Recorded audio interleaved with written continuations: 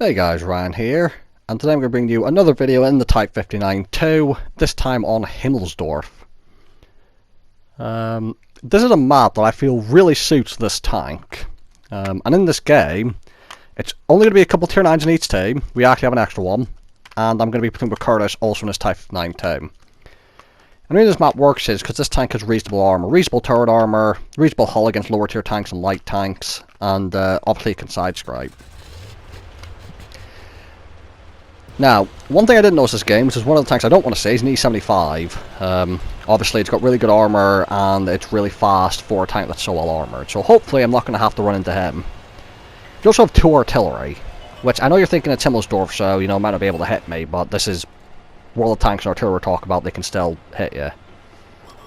So I had to wait because I saw the light tank was coming into the middle.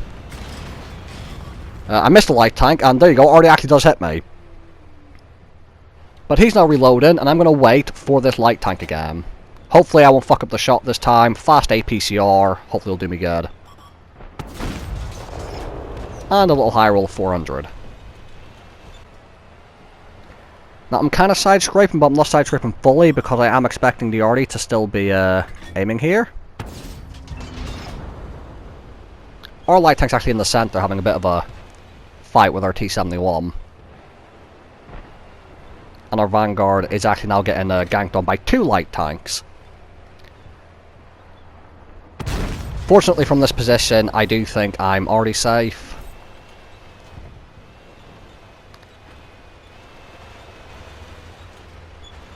And I decided against the hill here because initially my plan was going to be to fight the train tracks.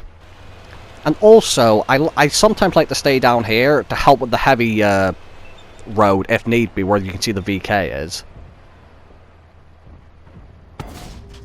Try to get shot to a side, but I miss. And right now, I was thinking about pushing towards the VK 100. But I'm going to pop up the map. I see 2 titties are on the train tracks. And I'm going to finish off the other light tank.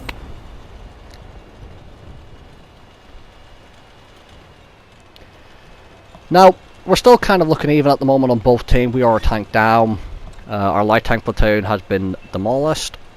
And I do have to be wary of the hill when coming over here, but I think it's now time to help my team at the train track, which was my initial plan.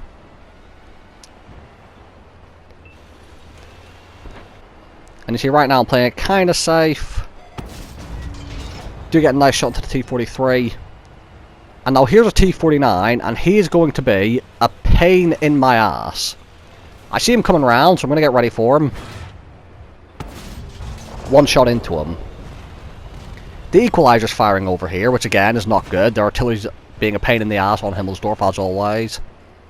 And now I'm going to side scrape. Do manage to pan through the upper plate of that tank, and the T-49's round and picked off Curtis. What I'm going to do is, to stop him from circling me, I'm jumping into this gap between the buildings. And now what I'm going to try and do, I'm going to try and side scrape from this gap, but it's going to be relatively awkward. I don't really have much room. But I'm doing this because that light tank could easily circle me, so I want to not give him the room to do so. You're going to see me fucking around a little bit. I'm trying to get the angle. T-43 comes round. I angle for him, I angle for the light tank. I'm going to push the light tank to get close to hope he bounces, but I'm actually going to shoot the T-43 because he's the one I can kill in one shot. Do pick him up, back up again, constantly aware of trying not to let that light tank get behind me. And I do notice that TD on my minimap. And I'm going to use the T-43 as a bit of cover to reverse side scrape. Now what I'm also going to be aware of is the windows, for the light tank shooting me through them. At the very least, I don't have any artillery left, which is quite nice. T-49 is doing his best to not expose himself to me unless he needs to, which is quite annoying because I really want to kill the T-49. But this game pretty much looks to be a nice little example of me brawling in this thing. IS is coming round. Gonna put a shot into him.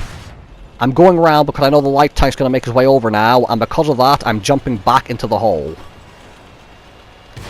T-49 does pan me though.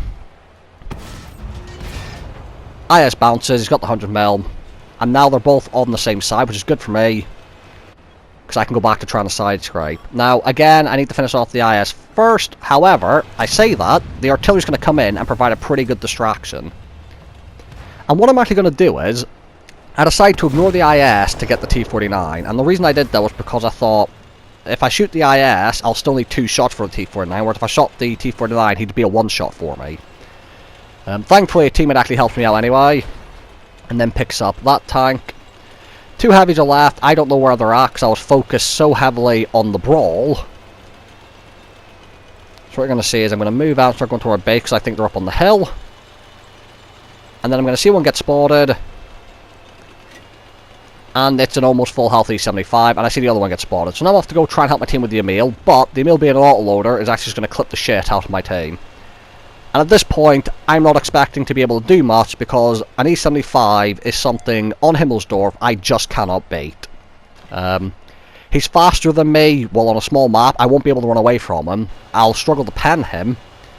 And he's almost on full health. If I try to side scrape him, he's just going to come charging around the corner and kill me anyway.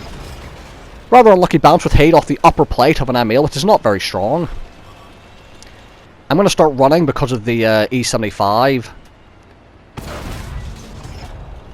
And you'll just see on the minimap how fast that E75 is. It's absolutely ridiculous how fast that thing is for being one of the probably best armoured tanks in the game. Trying to run. I missed the shot and hit the dead tank and do get picked up by the Emil. But as I said, I wasn't expecting to be able to win that because of the E75 just being too powerful. But it's quite a shame because that could have been my first ace tank on this tank. I still don't think I've aced it. And had I won that, it could have been the ace.